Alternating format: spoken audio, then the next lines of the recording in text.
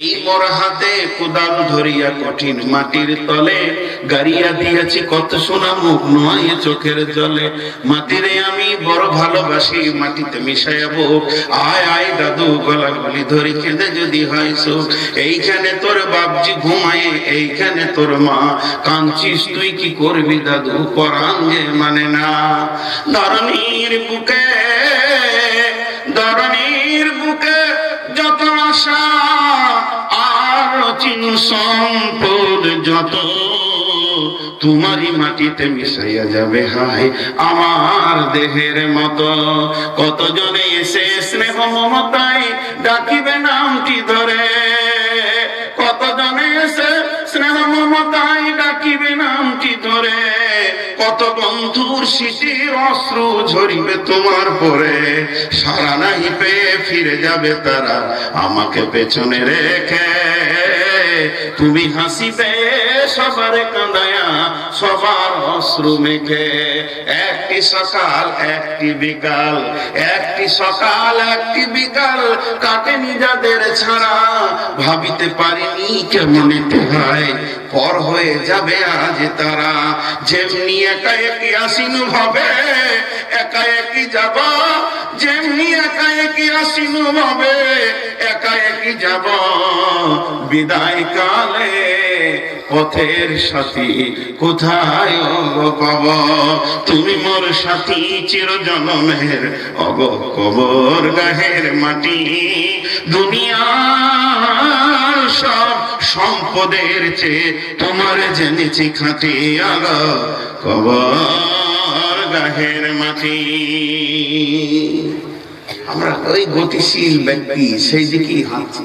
পৃথিবীতে যেগুলো দেখছেন ডিগ্রি, মৌলানা, মুফতি, মুহাদ্দিস, এই যে রাজনৈতিক মহলে মন্ত্রী, চেয়ারম্যান, সচিব যা বলেন সব কিন্তু এগুলো নকল। মিছে ডিগ্রি, মিছে ভালোবাসা, মিছে প্রেম প্রীতি, মিছে বড় আশা, কিছুই তোমার রবে না। পৃথিবী আমাদের আসল ঠিকানা নয়, মত একদিন মুছে দেবে হয় সকল রঙিন পরিচয়। পৃথিবী আমাদের আসল ঠিকানা নয়, সব মিছে হয়ে যাবে, একদম সত্য এটাই হবে। পরিচয় যদি কেউ সিনা উঁচু করে দিতে পারে আমি আল্লাহর গোলাম রাসূলের উম্মত, ফেরেশতারা এক্সপেক্ট করবে ঠিক আছে। কি দরকার বলো, পানি দরকার না শরবত দরকার? এই পরিচয় নিয়ে যদি কেউ যেতে না পারে এ ধোঁকাই কেটে যাবে। এর জন্য বলা হচ্ছে প্রকৃত সার্টিফিকেট তো আল্লাহ দেবে, কামিয়াবি সার্টিফিকেট তো আল্লাহ দেবে। তো হেরা আমার দেহতে একবার ফিরে যায়, দেহের ভিতরে কি রয়েছে? জি আত্মা, এই যে মায়ের পেট এখানটা, তার সন্তানকে দেন। এবার কিন্তু সুরটা হালকা হয়েছে, আগে যেমন জোরে বলেছিল হিম্মত ওটা একটু কমেছে, যে হুজুর তো ভেজাল লাগিয়ে রেখেছে, তাহলে আবার যদি জোরে বলি তাহলে আরো ভেজালে পড়বো না, কিন্তু থেকে হালকা করে। জি সন্তান আল্লাহ, সন্তানকে দেন, এটা প্রমাণটা দিয়ে দিই। তাহলে এইটা কি হলো? বাপের অমূল্য ধনটা, পুরুষের অমূল্য ধনটা কোথায় যায়? নারীর সম্পদটা কোথায় যায়? নারী পুরুষের সম্পদটা কি কাজে লাগে? তাহলে একটা ছোট্ট উদাহরণ দেব। আপনাদের এলাকার নাম ভুলে গেছি আমি, খালি সকাল থেকে দেখি আশুলিয়া, ধামরাই বলছে নাকি আবার, যাই হোক ধামরাই। মনে করেন ইনি আমার অপরিচিত মানুষ, তাও এখন পরিচিত মুসলিম ভাই, ইনি একটা দরখাস্ত দিয়েছেন সোনালী ব্যাংকে। দরখাস্ত কি দিয়েছেন? যে আমাকে একটা ইন্ডিয়ান টাকা কোম্পানি ভালো 10 চাকার ট্রাক দেওয়া হোক। 18 চাকার ট্রাক হয়েছে এখন, দেওয়া হোক 22 চাকার হয়ে গেছে, 22 চাকার ট্রাক দেওয়া হোক। বাস উনি দরখাস্ত দিয়েছেন, 20 লাখ টাকা ডাউন করেছেন, পেমেন্ট দিয়েছেন, বাকি ফাইন্যান্স করবেন সোনালী ব্যাংক থেকে। ঠিক 15 থেকে 20 দিনের মাথায় ওনার বাড়িতে ব্যাংক থেকে নোটিশ আসলো যে হুজুর আপনি আপনার ট্রাক নিয়ে যান। উনি গেলেন ট্রাক আনতে ব্যাংকে, ব্যাংকে ট্রাক আনতে গেলেন, একটা ড্রাইভার নিয়ে গেলেন, দক্ষ ড্রাইভার। এখন আমি আপনাদেরকে জিজ্ঞাসা করছি, যে ট্রাকটা ব্যাংক দেবে ওই ট্রাকে ইট আসবে, বালু আসবে, পাথর আসবে? কেন আসবে না? বডি নেই, বডি আছে, খালি চ্যাচিস আর কি দেবে, ইঞ্জিন আর চাকা দিয়েছে। ওটাকে নিয়ে আসতে হবে কোথায়? গ্যারেজের সামনে। গ্যারেজ ওয়ালা আপনাকে ক্যাটালগ দেখাবে যে আপনি কেমন বডি নেবেন এর উপরে। যে বডিটা আপনি পছন্দ করবেন ওই বডিটা ওর উপরে ফিটিং হয়ে যাবে, এরপর ওটাতে মাল পাওয়া যাবে, যাবে কি যাবে না? তাহলে ব্যাংক, তারপর ওই গাড়িটাকে উনি নিয়ে আসলেন মাদ্রাসার সামনে, 5 কেজি মিষ্টি এনে গ্রামের ছেলেদেরকে খাওয়াচ্ছে, বলছে দোয়া করো মুসল্লিদেরকে। তো সবাই জিজ্ঞেস করছে যে ট্রাকটা কোথায় পেলেন? উনি বলছে সোনালী ব্যাংক দিয়েছে। আচ্ছা বলেন, ব্যাংক যেটা দিয়েছে সেটা দেখতে পাওয়া যাচ্ছে? সেটা ভিতরে ঢুকে আছে। ওটা যদি দেখতে হয় তাহলে নিচে শুতে হবে মাদুর সঙ্গে, ঠিক না বলবো? ব্যাংক যেটা দিয়েছে সেটা পুরোপুরি ঢাকা গেছে, তারপরও যেটা মানুষ চোখে দেখছে, মানুষের চোখে এসে যেটা প্রতিচ্ছবি দিচ্ছে সেটা কিন্তু দিয়েছে গ্যারেজ। ওনার বলা উচিত যে এটা গ্যারেজ দিয়েছে, কিন্তু উনি কি বলছেন? ব্যাংক দিয়েছে। কোন ব্যাংক? কেন এই কথাটা বলার কারণ হচ্ছে ওই গাড়িটার ফাইন্যান্স, ওই গাড়িটার রোড ট্যাক্স, ওই গাড়িটার আপনার কিনা ইন্স্যুরেন্স সমস্ত সোনালী ব্যাংকের সঙ্গে কানেক্ট আছে, ব্লু বুক কানেক্ট আছে। এর জন্য ওনাকে বারবার ওই কথাই বলতে হবে, এই গাড়িটা অ্যাক্সিডেন্ট হবে, এই গাড়িটার আপনার কিনা কিস্তি দিতে হবে, এর ফাইন্যান্স, এর কিস্তি সমস্ত কিছু ব্যাংকের সঙ্গে আছে। এর জন্য বলতে হবে সোনালী ব্যাংক আমাকে দিয়েছে, আমি এটা ব্যবসা করে করে করে করে তার কিস্তিটা পরিশোধ করে এনওসি যেদিন পেয়ে যাবো সেদিন আমি জানবো যে আমার গাড়িটা পুরো ক্লিয়ার হয়ে গেল। বন্ধুরা আমার, সন্তানকে দেন, সন্তান দেন আল্লাহ। এবার এটা প্রমাণ কি?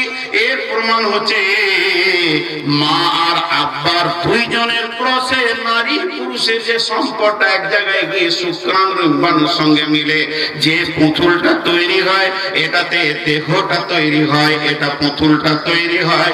কিন্তু বন্ধুরে, এই পুতুলটা চলা ওঠা বলার ক্ষমতা হবে না যতক্ষণ পর্যন্ত বিশ্ব ব্যাংক আলামে আরওয়া থেকে ওর ভিতরে আত্মাটা না দেবে।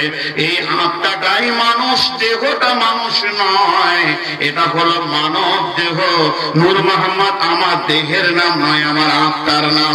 কারণ আল্লাহ নবী বলেছেন, মান তাশাবাহা বিকওমিন ফাহুয়া মিনহুম, যে যে কওমকে অনুকরণ করে পৃথিবীতে চলবে, কিয়ামতের মাঠে তাকে ইহুদি নাসারার দলে তোলা হবে।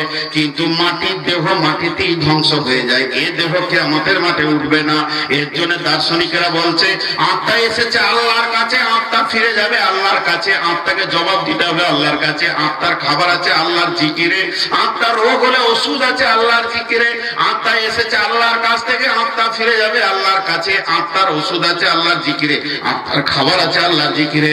দেহ তৈরি হয়েছে মাটি থেকে, দেহ ধ্বংস হবে মাটিতে, দেহের খাবার আছে মাটিতে, দেহের ওষুধ আছে মাটিতে। দেহ তৈরি হয়েছে মাটি থেকে, দেহ ধ্বংস হবে মাটিতে, দেহের খাবার আছে মাটিতে, দেহের ওষুধ আছে মাটিতে। আত্মার দেহ এক জায়গায় করা হয়েছে। আজরাইল যেদিন আপনাকে আমাকে পৃথিবী সফর শেষ করে নিয়ে যাবে, সেদিন কিন্তু বন্ধুরে দেহের কোনো কম নিয়ে যাবে না। সামান্য রক্ত নেবে না, চোখ নেবে না, চুল নেবে না, সামান্য এক ফোঁটা রক্ত নেবে না, কলিজা নেবে না। আজরাইলের দেহের সঙ্গে কোনো সম্পর্ক নাই। আজরাইল এসে আত্মার সঙ্গে কথা বলবে, ইয়া আইয়াতুহান নাফসুল মুতমাইন্না, হে আত্মা তোমাকেই পাঠানো হয়েছে, তুমি এসেছো সেই জান্নাত থেকে, ইরজিই ইলা রাব্বিকি রাজিয়াতাম মারজিয়া, তুমি ফিরে চলো তোমার রবের দিকে, তোমাকে ফিরে যেতে হবে। হিসাব তোমাকেই লাগবে, দেহটা গাড়ি মাত্র, এর কোনো হিসাব তোমাকে লাগবে না। চলো তোমাকে ফিরে যেতে হবে। অতএব বন্ধুরে, মা বাপের ক্রসে পুতুলটা তৈরি হয়, বডিটা তৈরি হয়, আত্মা এসে পুতুলটাকে সঞ্চারিত করে। অতএব দার্শনিকেরা বলেছেন আত্মা প্রথমে পুতুলটাকে এসে মৃত দেখে, আবার যেদিন ছেড়ে চলে যায় সেদিন মৃত অবস্থায় দেখে চলে যায়। কথাটা বোঝাতে পারলাম আপনাদেরকে? যদি বুঝতে পেরেছেন তো হ্যাঁ বলেন। এবার মেন সাবজেক্ট হচ্ছে আত্মা। দেহ, দেহ মাটি থেকে তৈরি হয়েছে, মাটিতে ধ্বংস হবে। দেহ মাটিতেই শেষ হয়ে যাবে, আর আত্মা এসেছে আল্লাহর কাছ থেকে। সেই আত্মা এসে দেহকে সঞ্চার দিয়েছে। আমার বাড়ি ভারত, আমাকে 1 বছরের আমরা ভিসা দিয়েছে আপনার দেশের রাষ্ট্রদূত, হাই কমিশনার। আমি 1 বছরের ভিসা পেয়েছি, কিন্তু উনি লিখে দিয়েছেন প্রতিটি জার্নিতে 60 দিন। আমি একবার ঢুকলে 60 দিন থাকতে পারবো। তাহলে 7 দিন পরে আমাকে বেরিয়ে যেতে হবে। আমি যেদিন ঢুকেছি সেদিন থেকে আমার প্রতিটি একটা দিন কমছে। প্রতিদিন একটা দিন কমছে। আমি ঢোকার পর একটা গাড়ি এনেছি 4 চাকা। গাড়িটা আমার নয়, আমার বাবারও নয়, এটা বাংলাদেশের গাড়ি। আমি ওই গাড়ির সঙ্গে আমার একটা কন্ট্যাক্ট আছে। সে আমার সঙ্গে 1 মাস থাকবে, 1.5 মাস থাকবে, 2 মাস থাকবে। সে আমাকে নিয়ে ঢাকা আসবে, আর টাঙ্গাইল আসবে, ধামরাই আসবে। সে আমাকে নিয়ে নারায়ণগঞ্জ যাবে, কুমিল্লা যাবে, আর কোথাও যাবে।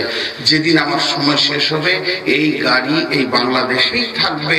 আমি বিমানে উঠে আমার দেশে চলে যাবে। ঠিক আত্মার অবস্থান তাই। আত্মা আসে আল্লাহর কাছ থেকে। দেহ নামে গাড়িটা মায়ের পেটে সে নেই, নিয়ে এই গাড়িকে নিয়ে সে পৃথিবী নামে জগতে ব্যবহার করে। এই গাড়িকে নিয়ে সংসার, এই গাড়িকে নিয়ে স্কুল, মাস্টার, অমুক তসুক সব কিছুর অভিনয় যেদিন শেষ হবে, পৃথিবীর গাড়ি পৃথিবীতে থেকে যাবে। যে এসেছিল, যাকে পাঠানো হয়েছিল ভিসা দিয়ে, সে রিটার্ন ফিরে চলে যাবে। তারপর তাকে হিসাব লাগবে। কথা বোঝাতে পারলাম? তো এর নাম হলো দেহ জগৎ। এবার হলো দুনিয়া। 2টা জগৎ ক্লিয়ার করলাম। একটা হলো আলামে আরওয়াহ, দ্বিতীয় হলো দেহ জগৎ মায়ের পেটে। 3 নম্বর হচ্ছে দুনিয়া। মুঝে পীনে কা শौक नहीं, पीता हूँ मैं गम भुलाने को। আপনারা ভাবলেন হয়তো কবিতা বলল, এটা হিন্দি বইয়ের গান, হিন্দি সিনেমার গান না। মদের বোতলটা হাতে নিয়ে কি বলছে? মুঝে पीने का शौक नहीं, पीता हूँ मैं गम भुलाने को। এই জিনিস আমাকে তো খেতে ইচ্ছা যায় না, কিন্তু খেয়েছি অত্যন্ত টেনশন কাটানোর জন্য। জি, এত টেনশন কাটবে না, বাড়বে। শেখ সাদি আলাইহির রহমা বলছে, একটা ছাত্র দৌড়ে এসে শিক্ষককে বলছে, হুজুর রাস্তায় একটা নতুন জিনিস দেখলাম। কি দেখলে বাবা? বলে একটা লোক মদ খেয়ে বেহুশে পড়ে আছে। ঠিক বলেছে না? বল, মদ খেয়ে বেহুশে পড়ে আছে। ওর ওস্তাদ হালকা করে মহব্বতের গালে একটা থাপ্পড় মেরে দিয়ে বলছে, বেটা এমন বলো না, বরং বলো বেহুশ হয়ে মদ খেয়ে পড়ে আছে। কোনটা ঠিক? মদ খেয়ে বেহুশ হয়েছে না বেহুশ হয়ে খেয়েছে? বাপজি হে হে উজি কি মাল তুমি হাতে নিলে কেন? দেখে বলছে আমি খাই। পৃথিবীর বুকে একটা নেশা আছে, হাজি, গাজী, মৌলবি, মৌলানা, মুহাদ্দিস, বক্তা সবাই খায়। জিন সবাই খায়, 100 খায়। আর ওই নেশাটা সম্পর্কে শেখ সাদি বলছে, পৃথিবীর যত জঘন্যতম নেশা আছে, সকালে মন ট্রান্সলি খেলে সন্ধ্যায় নেশা কাটবে। সন্ধ্যায় যদি কেউ হিরোইন খায়, সকালে নেশা কাটবে। ইনজেকশনের মাধ্যমে নেশা হয়, 2 ঘন্টা 10 ঘন্টা পরে কাটবে। কিন্তু এমন একটা নেশা আছে, মওতের আগে পর্যন্ত কাটবে না। ওই নেশা কাটার একটাই রাস্তা, আজরাইল আসবে, নেশা কাটবে। বলেন জি, বলেছেন অনেকটা, নম্বর 100 পাবেন। যতটা বলেছেন জি, এতক্ষণ হলো পৃথিবীর নেশা, দুনিয়ার মহব্বতের নেশা, এটা সবারই আছে, একটু পরে আসছে। এর জন্য আল্লাহ বলছেন, বিসমিল্লাহির রহমানির রহিম, ইয়া আইয়ুহাল্লাযীনা আমানু মা লাকুম।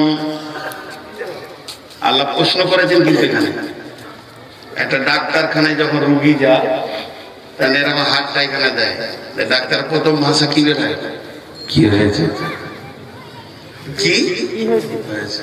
তুই টাল খেয়েছো কেন? কি হয়েছে? প্রচন্ড শরীর খারাপ। তো আল্লাহ বলছেন, ইয়া আইয়ুহাল্লাযীনা আমানু, হে ঈমানদারেরা, ও মুমিনের দল। কাফির বেঈমানকে আল্লাহ বলেননি, মুশরিককে বলেননি, আপনাকে আমাকে বলছেন। বলছে মালাকুম, কি হয়েছে তোমাদের? ইদা কিলা লাকুম ফিরু ফি সাবিলিল্লাহ, লিল্লাহি তাকালতুম ইলাল আরদি আরাজিতুম বিল হায়াতিদ দুনিয়া মিনাল আখিরা ফামা মাতাউল হায়াতিদ দুনিয়া ফিল আখিরাতি ইল্লা কালিল। আমার আল্লাহ বলছেন, ইয়া আইয়ুহাল্লাযীনা আমানু, হে মুমিনের দল, মালাকুম, কি হয়েছে তোমাদের, ইদা কিলা লাকুম ফিরু ফি সাবিলিল্লাহি, যখন তোমাদেরকে আল্লাহর দিকে ডাকা হয়, এসো এসো মসজিদে এসো, এসো এসো মাদ্রাসায় এসো, এসো নামাজে এসো, রোজাতে এসো, হজেতে এসো, উমরাতে এসো, দানেতে এসো, যখন তোমাদেরকে আল্লাহর দিকে ডাকা হয়, হিজ্জাকালতুম ইলাল আরদি, গাছ যেমন তার শেকড়কে দিয়ে জমিনকে ধরে আছে, তুমি জমিনকে আঁকড়ে ধরে বসে যাও কেন? তুমি যেতে পারো না কেন? আজান শুনে পৌঁছাতে পারো না কেন? কি হয়েছে তোমাদের? ইদা কিলা লাকুম ফিরু ফি সাবিলিল্লাহি তাকালতুম ইলাল আরদি আরাজিতুম বিল হায়াতিদ দুনিয়া আরাজিতুম, তোমরা কি রাজি আছো? বিল হায়াতিদ দুনিয়া, এই পৃথিবীটাকে নিয়ে রাজি হয়ে গেছো। ফামা মাতাউল হায়াতিদ দুনিয়া, দুনিয়ার যত সম্পদ আছে যদি এক জায়গায় জমা করে দাও, ফিল আখিরাতি ইল্লা কালিল, আখিরাতের তুলনায় সামান্য কিঞ্চিত। এতগুলো সম্পদকে পায়ে ঠেলে দিয়ে তোমরা যে দুনিয়া ছাড়তে হবে, একই নিয়ে কেন এত পাগল হয়েছো? আল্লাহর ডাকে কেন সাড়া দিতে পারো না? আল্লাহ জিজ্ঞেস করছে, এর উত্তর জানেন? একটা ছেলেকে জিজ্ঞেস করা আছে, কেমন লাগছে? শরীর ভালো লাগে না, খেতে ভালো লাগে না, ঘুম হয় না, প্রেশার ঘন ঘন হয়, মাথা চক্কর দিচ্ছে, ডায়াবেটিস। ডাক্তার কি বলবে? ডায়াবেটিস। তা আল্লাহ জিজ্ঞেস করছে, নামাজ ভালো লাগে না, রোজা ভালো লাগে না, রোজা মাসে খেতে খুব পারবার, ডাইনিং টেবিলে পড়ে থাকবে সবসময়। একজন দার্শনিক আফসোস করে বলেছে, साबिल लोग दुनिया में क्या करते हैं? दिन में घोड़े पे सवार, रात के मुसल्ले पे सवार, और इस जमाना के लोग दिन में डाइनिंग टेबल पे सवार, रात के बीवी पे सवार। এর কথাটা মানে জানে? সাহাবীরা সারা জীবন দিনে ঘোড়াতে চেপে থাকতেন আর রাত হলে মুসল্লাতে চেপে থাকতেন। সাহাবীরা दिन में घोड़े पे सवार, रात पे मुसल्ले पे सवार, সারা রাত মুসল্লায় কেঁদেছে আর সারা দিন ঘোড়ার উপরে সওয়ার হয়ে আছে মুজাহিদ। আর এখনকার উম্মত দিন মে ডাইনিং টেবিল পে সওয়ার, সারাদিন ডাইনিং টেবিল। কত নম্বরে যে হল আর আল্লাহ জানে চলছে। বড় বড় উঠ হজম করে দিলে ওই উম্মত। জি, আমার উস্তাদ বলতেন যে এরা একটা বিরাট পায়খানা তৈরি করার জন্য খুব ব্যস্ত হয়। এখানে ভরা মানে মাল কি তৈরি হবে? পায়খানা তৈরি নিয়ে ব্যস্ত এই উম্মত। এদের দ্বারা কি হবে? কোন অন্য কিছু তৈরি করতে চাইছে না, খালি পায়খানা যা দিতে হলার ভরে তো নিজে কি বের করে দিতে শেষ করে দিয়ে পায়খানা তৈরি। তো দিন মে ডাইনিং টেবিল পে সওয়ার আর রাত মে বিবি পে সওয়ার, ওটা তর্জমা করতে হবে। খাও কামাও বাচ্চা পয়দা করো, দুনিয়া সে ভাগ যাও, যত পারবে জন্মের খাবার খাও আর ভালো ভালো কাপড় চোপড় পরে ঘুরে ঘুরে বেড়াও আর দুই চারটা বাচ্চা তৈরি করে দুনিয়া থেকে চলে যায়। এটাই ভাবছি যে আমাদেরকে আল্লাহ পাঠিয়েছে, কাজ আর খুঁজে পেয়েছে। জি ভাই, তো আমার আল্লাহ বলছেন কি হয়েছে তোদের? দিনের যে কোনো অঙ্গে তোদেরকে ডাকছি পেছিয়ে আর বেঁধে নিতে তোদেরকে পাওয়া যাচ্ছে। তারাবিতে কিছুক্ষণ দাঁড়াতে পারছি না, কোরআন শুনতে পারছি না, আবার ক্যারাম বোর্ডে দাঁড়িয়ে গেলে তখন আর রাত 12টা হচ্ছে না 1টা হচ্ছে কোনো ঠিক নাই, হাঁটু ব্যথা নাই, কিছুই নেই, চলছে। তো এই অবস্থাটা হচ্ছে কেন? আল্লাহ বলছেন কেন হচ্ছে জানিস? তোর একটা নেশা খেয়েছিস। আরাজিতুম বিল হায়াতিদ দুনিয়া, তোদের কাছে আখেরাতটা ধোঁয়াশা হয়ে গেছে, পরকালটা ধোঁয়াশা হয়ে গেছে, রামায়ণ মহাভারতের গল্পের মতো হয়ে গেছে। সাহাবীদের ওই পাটটা ছিল পরিষ্কার, পৃথিবীটা ছিল ধোঁয়াশা। তোদের পৃথিবীটা হয়ে গেছে পরিষ্কার, ওই পাটটা হয়ে গেছে ধোঁয়াশা। এর জন্য তোদেরকে দাঁড়াতে ভালো লাগছে না, নামাজের কাতারে রোজাতে তোদেরকে ভালো লাগছে না। আর আজি তুমবিল হায়াতিদ দুনিয়া, তোরা কি রাজি হয়ে গেছিস দুনিয়াটাকে নিয়ে? ফামা মাতাউল হায়াতিদ দুনিয়া ফিল আখিরাতি ইল্লা কালিল। দুনিয়ার যত সম্পদ আছে আখিরাতের তুলনায় সামান্য কিঞ্চিৎ। জি, একটা ঘোড়া, ঘোড়াকে বলে সওয়ারি, আর যে চেপে থাকে সে সওয়ার। প্যাসেঞ্জার আর ঘোড়া, সাদা করে বাংলায় বলি। ঘোড়াটা হচ্ছে যুদ্ধের ঘোড়া। যুদ্ধের ঘোড়া আপনাদের দেশে আছে? আছে মনে থাকবে। আমাদের দেশে আছে। কলকাতা ইডেন গার্ডেনে প্রতিদিন সকালে দেখা যায়, যারা গেরিলা সৈন্য ওরা প্রতিদিন ঘোড়া নিয়ে করবে ইডেন গার্ডেনের ময়দানে। আমরা দেখেছি যখন কলকাতা যাই, দেখতে পাই। তো এই যুদ্ধের ঘোড়া একদম উঁচু, সেই রকম তার বডি।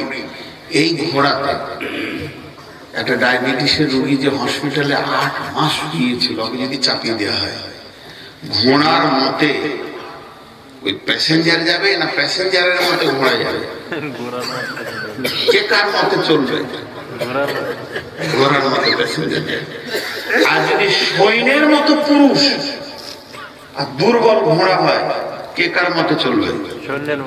সৈন্যের মতো ঘোড়া চলবে। দেহ হলো ঘোড়া, আত্মা হলো তার প্যাসেঞ্জার, ড্রাইভার।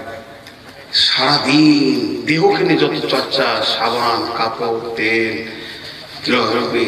এবার বডি স্প্রে, খাওয়া, মুরগি, মাছ, মাংস, খাসি, আত্মার ব্যাপারে কোনো খোঁজ খবর নাই। না তেলাওয়াত, না জিকির, না আল্লাহ ধ্যান। আত্মা এখন দুর্বল হয়ে গেছে আর দেহ সবল হয়ে গেছে। দেহ পৃথিবীর সঙ্গে বেশি টান মানবে, কারণ এই মাটি থেকে তৈরি। এর আত্মা আজান শুনলে ওর মন দুবার বলে গেলে ভালো হতো, দেহ বলবে কোথায় যাবি, তাসের আড্ডাতে বল। এখন ঘোড়ার মতে প্যাসেঞ্জার হাঁটছে। মজিদ ঢোকার সময় একটা রোগ তোদেরকে মারাত্মক রোগে ধরেছে। আল্লাহ বলছেন ফামা মাতাউল হায়াতিদ দুনিয়া ফিল আখিরাতি ইল্লা কালিল। দুনিয়ার যত সম্পদ রয়েছে, দুনিয়াতে যত মাল রয়েছে, যদি তোমরা একটা জায়গায় জমা করে দাও, আমি আল্লাহ তোমাদেরকে খবর দিচ্ছি, শুনে নাও, আখিরাতের তুলনায় সামান্য কিঞ্চিৎ। শেখ সাদি আলাইহি রাহমা বলছেন,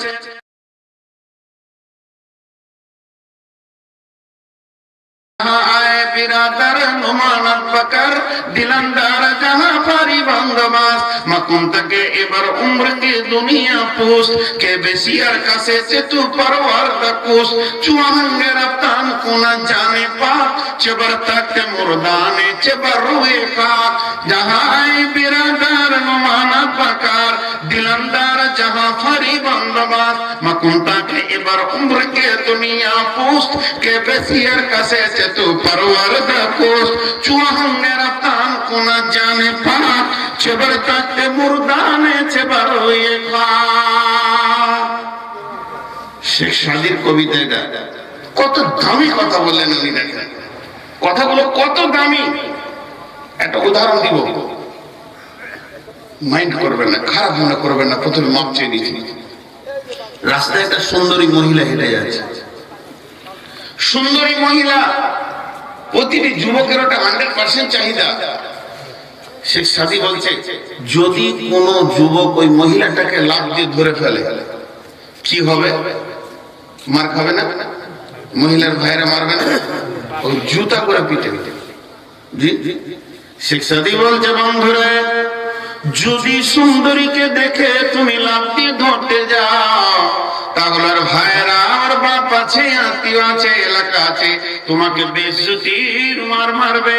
তবে জেনে নাও, পৃথিবীর বুকে যত সুন্দরী থাক না কেন, তার পেছনে তার একজন মালিক আছে, তার আব্বা আছে, ভাই আছে।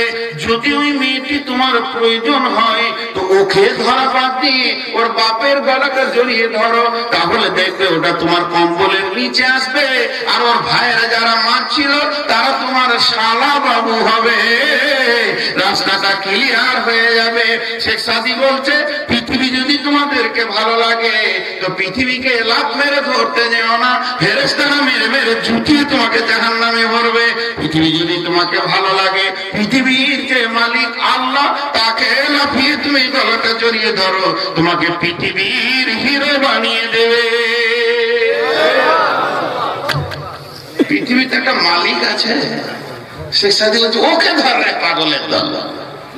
জি, আল্লাহ বলেছেন না, বিসমিল্লাহির রহমানির রহিম, ওয়া উখরা তুহিব্বুনাহা নাসরুম মিনাল্লাহি ওয়া ফাতহুন কারীম ওয়া বাশশিরিল মুমিনিন।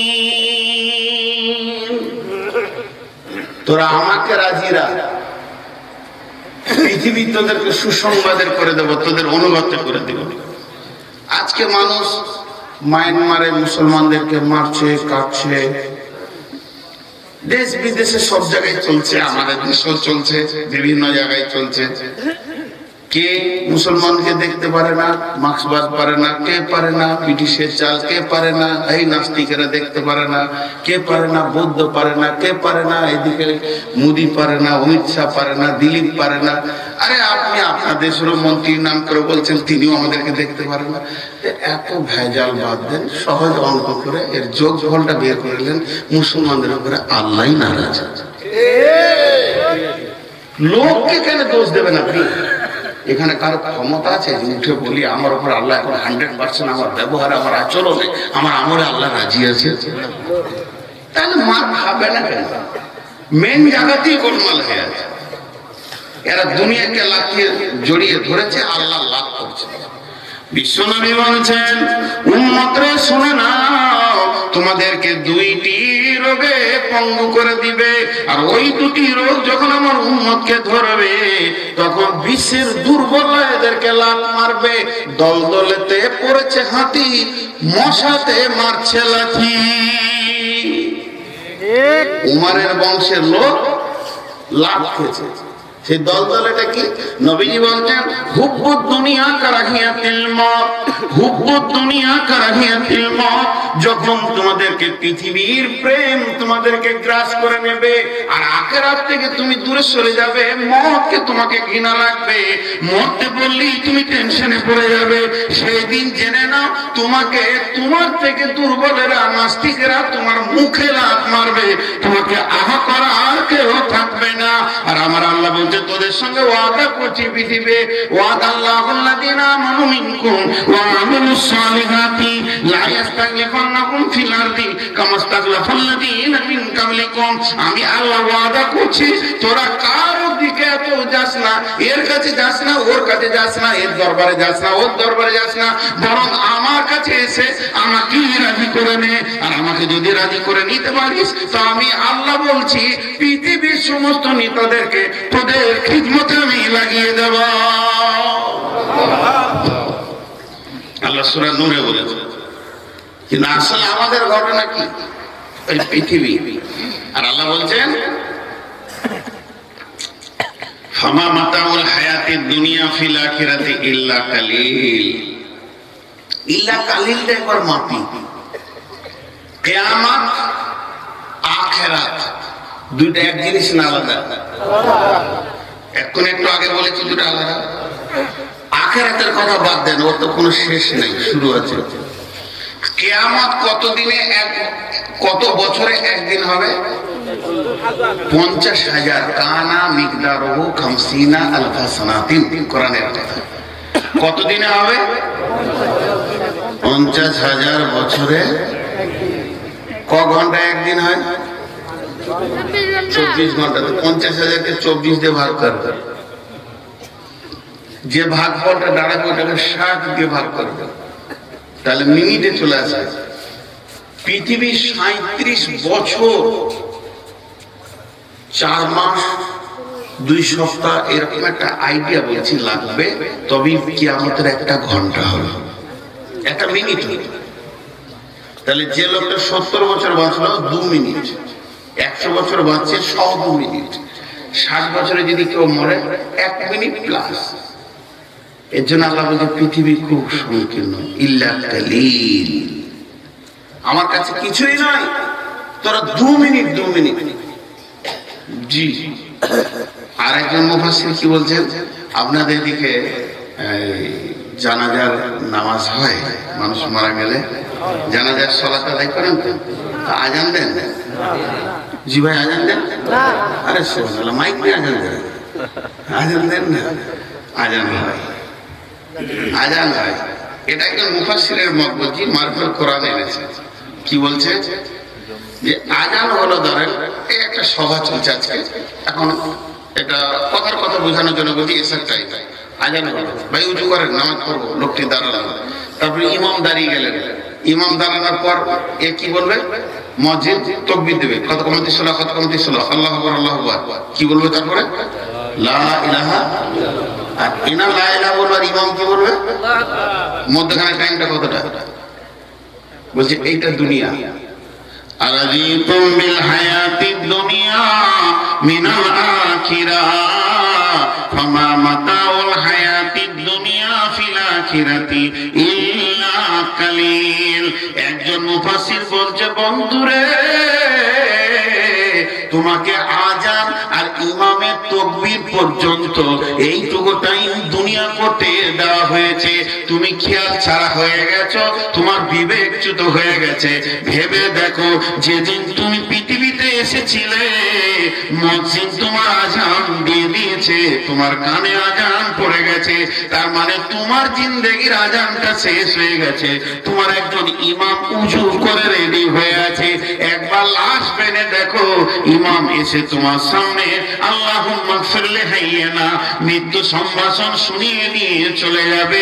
অতএব ওই আজান থেকে তাকবীর পর্যন্ত তোমাকে দুনিয়া করতে দেওয়া হয়েছে। 2 জন গেল। 3 নম্বর একজন মুফাসসির বলছেন, একটা গাছ, ওই গাছের একটা লম্বা ডাল, ওই ডালেতে একটা লোক এইভাবে ঝুলছে। মামা, বোন আমার, খালারে, বেটিরে, ভালো করে শুনবেন, একটা লম্বা গাছ, ওই গাছের একটি ডাল, সেই ডালেতে একটা লোক ঝুলছে। ঝুলতে ঝুলতে হাত দুটি অসাড় হয়ে গেছে, উঠার ক্ষমতা নাই, উঠেও লাভ নাই, সে দুটি বিপদের মাঝে রয়েছে।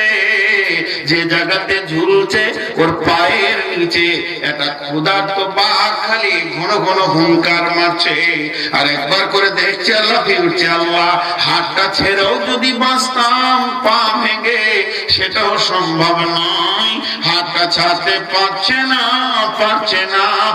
না, আর ডালটা ধরেই ঝুলতে রয়েছে। কিন্তু তার থেকেও দুঃখের বিষয় হতে পারে প্রাণীটা বাঘের থেকে ছোট, কিন্তু বড় কাজ করছে। ও যে ডালটা ধরে ঝুলছে, ওই ডালের কোড়া অংশে দুটি ইঁদুরে ডালটাকে কটকট করে কেটে দিচ্ছে। এরা আবার বিরতি নিচ্ছে না, এরা এমন কাটা কাটছে, একটা সাদা ইঁদুর একটা কালো ইঁদুর পালাক্রমে কাটছে। শেখ সাদি বলছে, ও মুফাসসির বলছেন, বন্ধু এবার বলো ওই লোকটা কি অবস্থায় আছে, ওকে কি বিবির সামনে হাসতে মন যাবে?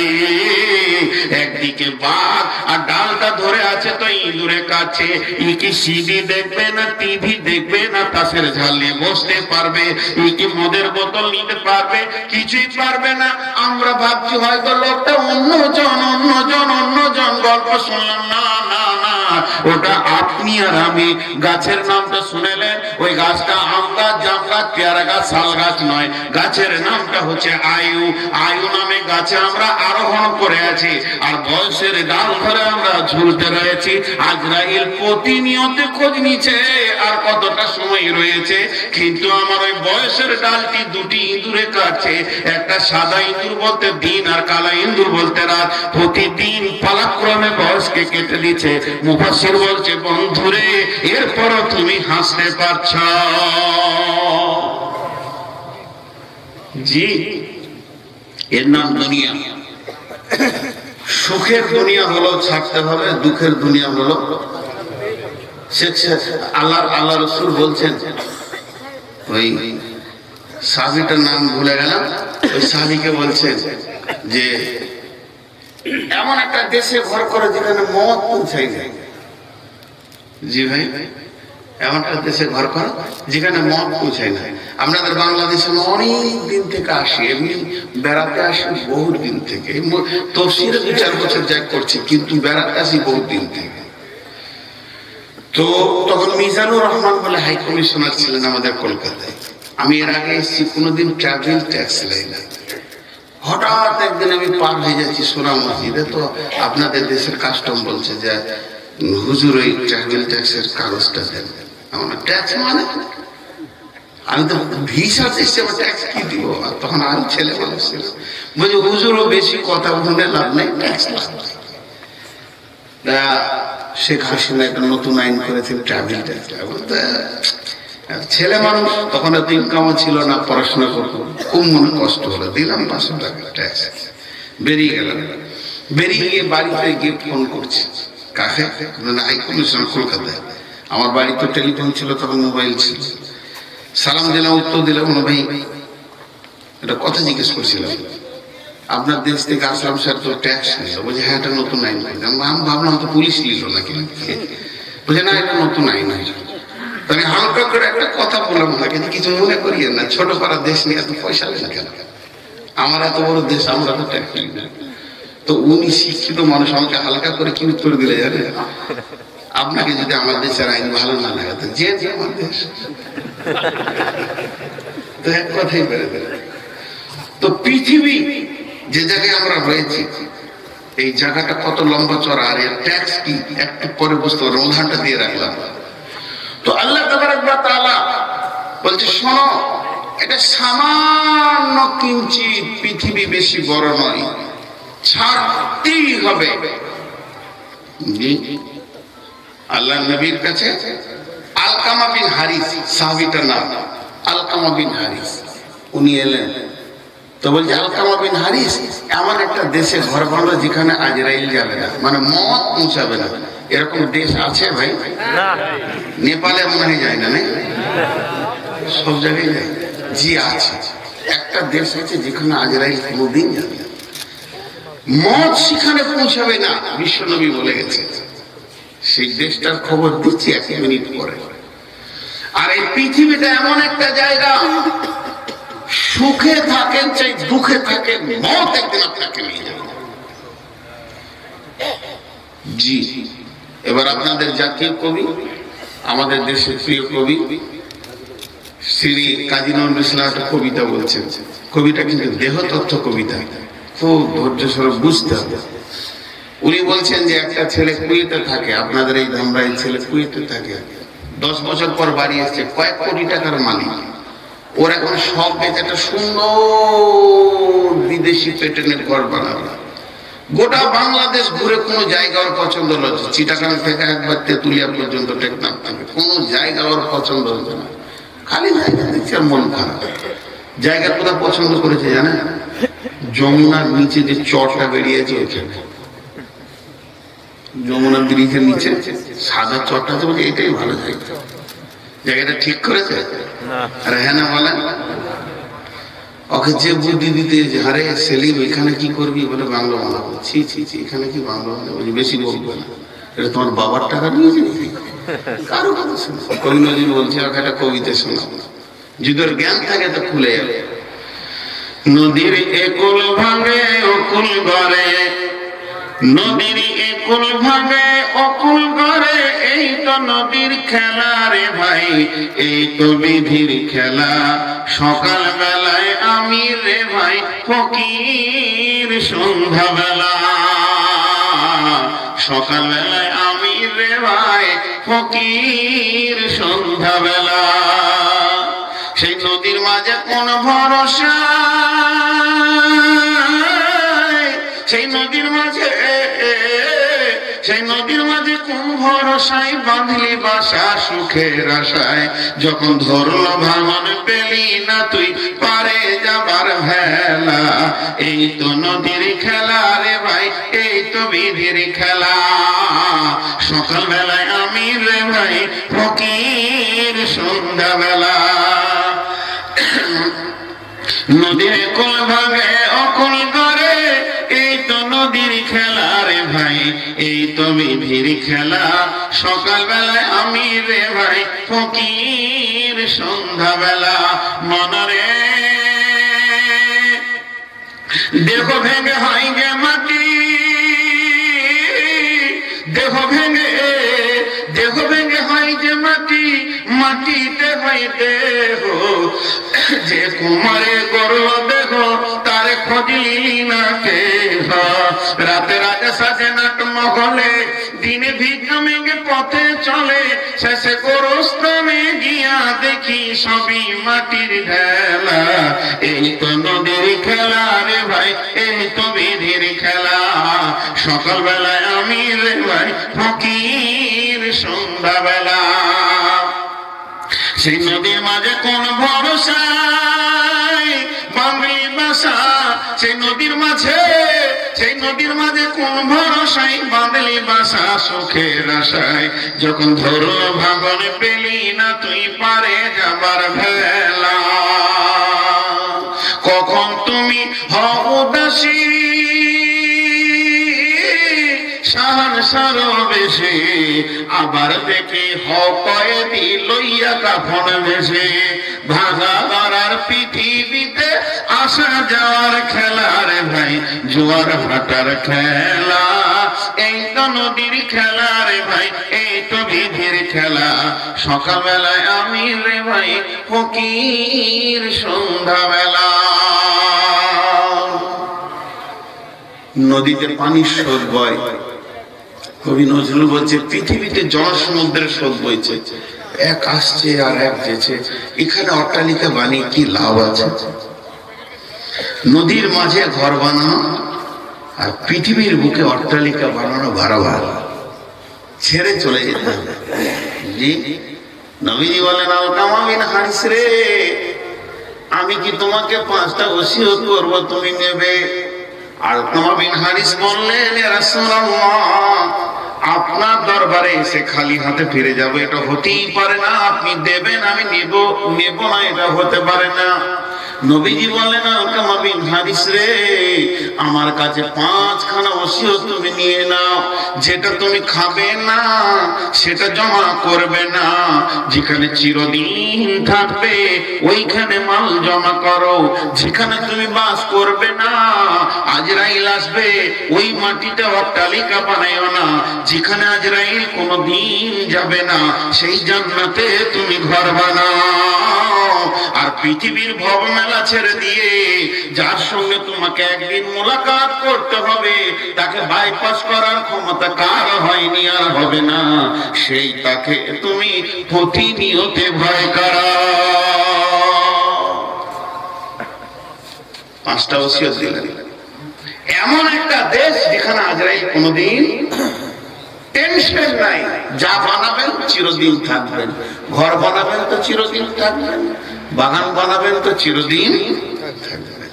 আবু হুরায়রা মদিনাতে খেজুরের গাছ নিয়ে মুখে চারা বিচার পানি ঢালছেন, চারা বিচার পানি ঢালছেন। নবীজি বলে, আবু হুরায়রা কি করছো? বলে, হুজুর বাগান বানাচ্ছি। বলে, পাগল, বানাও বানাও, কিন্তু এমন একটা জায়গায় বাগান বানাও যেখানে গাছ মরবে না, মাটি খুব উর্বর। রাসূলুল্লাহ, এটা কোথায়? বলে, জান্নাত। রাসূলুল্লাহ, আমি আছি মদিনাতে, জান্নাতে কি করে বাগাবো? বলে, তুমি আল্লাহর পবিত্র নাম মুখ থেকে নেবে, তোমার নামে একটা করে গাছ ওখানে বপন হবে, তুমি সেই বাগানে বিচরণ করবে। জি আছে জায়গা, খুঁজে বের। এর জন্য আমার আল্লাহ বলছেন ফামা মাতাউল হায়াতিদ দুনিয়া ফিল আখিরাতি ইল্লা কালিল। দুনিয়ার সম্পদ আখিরাতের তুলনায় সামান্য কিঞ্চিৎ।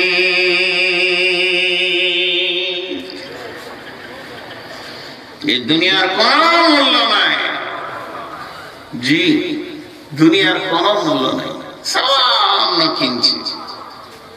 বন্ধুরে আমার, তাই আমার আল্লাহ বলছেন, রে পৃথিবীর মানুষ শুনে নাও, যে আয়াত দুটি প্রশ্নের উপরে আমি করেছিলাম, আম খুলিকু মিন গায়রি শাইইন আম হুমুল খালিকুন, এটা হলো দুনিয়া। এখানে কেউ চিরদিন থাকেনি, এখানে কেউ থাকবে না। একজন এসে চলে গেছে, আর একজন আসবে, একজন আর একজনকে চলে যেতে হবে। চিরদিন থাকার জায়গা হলো জান্নাত। এই ধনমাল ছিল তোমারও বাবা, সে মরে গিয়ে আজ হয়েছে তোমার। বাপের মালেতে তুমি ওয়ারিশ হইলে, কাল ছেলে ওয়ারিশ হবে, তুমি মরে গেলে। ধন ধন করিও না, ধন উপার্জন, মরিলে তোমার সঙ্গে যাবে না কো ধন। ধনজন উপার্জন না রহে কাহার, আনিত ভাবে এই নিত ব্যবহার। ধনজন উপার্জন না রহে কাহার, অপরে তোমার মালে উড়াবে বাহার। আজ তুমি বাস করিতেছ হয়ে সনকার, কালকে ছাড়িয়া যাবে সংসার সোনার। গাড়ি ঘোড়া আজ তুমি হইতেছ সওয়ার, কালকে জানাজা সওয়ারি হইবে তোমার। আজ তুমি পরিতেছ রসম পোষণ, কালকে পরিতে হইবে মরণের কাফন। একা অন্ধকারে ছিলে মায়েরই ওদরে, একা ফের যেতে হবে ঘোর অন্ধকারে। মানব যদি হোক আমাদের জ্ঞানী বিচক্ষণ, বুঝিয়া আল্লাহর প্রেমে কাটাও জীবন। ভূমিতে আসিয়া তুমি ভবের মেলায়, হেলায় কাটিও না মাতিয়া খেলায়। এ মেলায় বহু লোক আসিয়া ভূমিতে, সব চলে গেল কোথা দেখিতে দেখিতে। সংবাদ তাদের কিছু পাওয়া নাহি যায়, হায় আজ আছে তারা কি হালে কোথায়। নাই সে দেশে কেহ আল্লাহ ভিন্ন, আর করিবে তাহাদের বিন্দু উপকার। দেখিতে আসিলাম মেলা দেখা হলো শেষ, চলো এবার ফিরে যাই আপনার দেশ। যেই দেশে ছিলাম পূর্বে চলো সেই দেশে, কি আসে রয়েছ বসে এসে পরবাসে। মাতা পিতা ভাই বন্ধু আত্মীয় স্বজন, ক্রমে সেই দেশে সব করিল গমন। তোমার গমন কাল হয়ে উপস্থিত, সম্বল সংগ্রহণ করো করো যে কিঞ্চিত। শ্বাস সেকেন্দার ব্যস্ত মরিবার কালে, এই ওসিয়ত করেন ওয়ারিশ সকলে। মরিলে আমার তরে শুনো বারে বার, কাফনের হাতে হাত সাথ, কাফনের সাথে হাত বেদনা আমার। সকলিতে মিলে চুলে খাটিলিতে করে, দুই হাত ঝোলাইয়া লইয়া যাইয়া মোরে। এই হাল দেখে মোর যত মাখলুকাত, আফসোস করিবে আর কহিবে এবার। সাত মুলুকের সাত সেকেন্দারও ছিল, সকলে থাকিল আজ খালি হাতে গেল।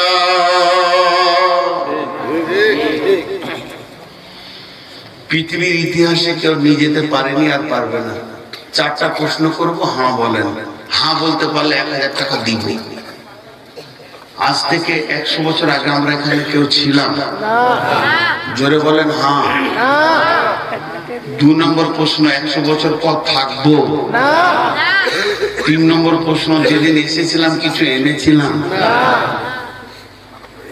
4টা দেখেন, হ্যাঁ বলার চেষ্টা করেন, একটু দম নিয়ে বলছি। যেদিন যাব, যা মাল ইনকাম করেছি লুটে নিয়ে চলে যাব। লাভ কি?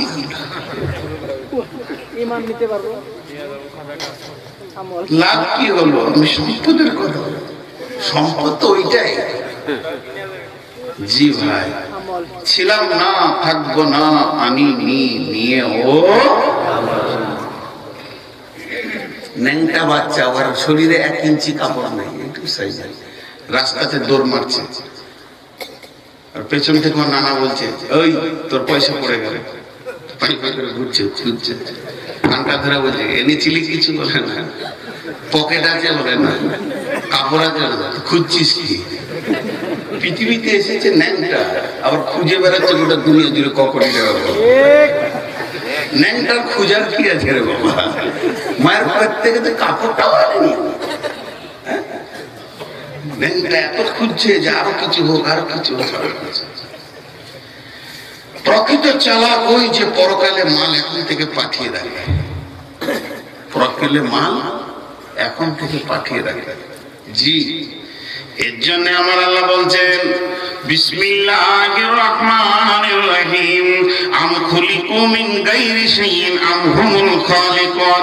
পৃথিবীর বুকে যতগুলি বস্তু আমি বানিয়েছি, রব্বানা মা খালাকতা হাযা বাতিলা, কোনটাই বাতিল নয়, সব তোদের কাজে লেগেছে।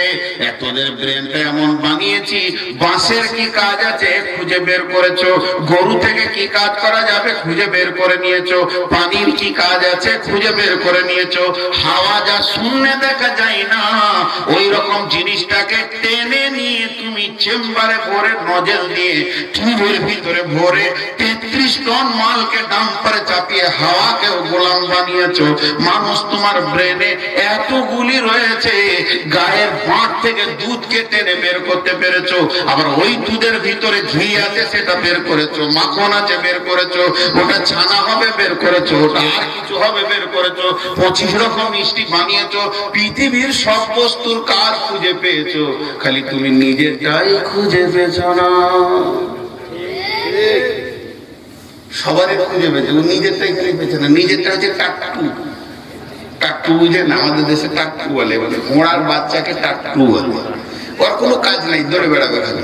আল্লাহ বলছে তুই টাকটু, বাকি সবারই কাজ আছে, তোর কোনো কাজ নাই, খাবি আর গাও গো ঢেকু তুলবি আর ঘুরে ঘুরে ঘুরে বেড়াবি, লোকের মাল মারবি, সুদ খাবি আর জেনা ব্যবচার চুরি লম্পটি করে বেড়াবি, গাও গো ঢেকু তুলবি, বাস, তোর কোনো কাজ নেই।